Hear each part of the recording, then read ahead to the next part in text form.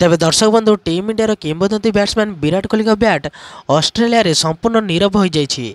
से पर्थ एवं एडिलेड रे खेला जायथिबा एक दिवसीय मैच रे निजर खाता खोली पारि नथिले। तेबे भारतीय दल उभय मैच रे पराजित करथिला।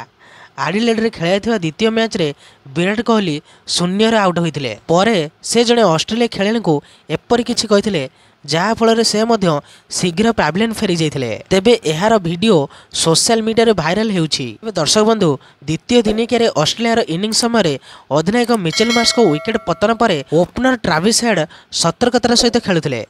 वीडियो रे देखा जाउछि जे 13तम ओभर पूर्व कोहली हेड को पाखु जाई तांको कांधरे हाथ रखी किछि कहउछंती। सही समय हेड 39 बॉल 28 रन करी बैटिंग करुथिले। एहा परे हर्षित राणा 13तम ओभर बॉलिंग करथिले।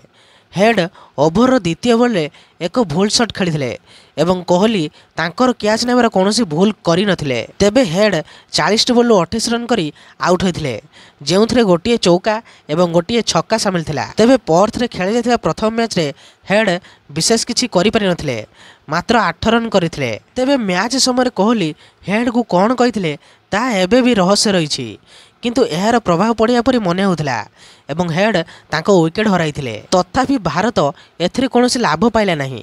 ऑस्ट्रेलिया बैट्समैन मैथ्यू शॉट एवं कूपर कर्नेली चमत्कार बैटिंग करी भारत हाथरू विजय छड़ाई नैथिले। तेबे मैथ्यू शॉट 78 बॉल 64 रन करथिले, जेउथरे 4टी चौका एवं 2टी छक्का शामिल थिला।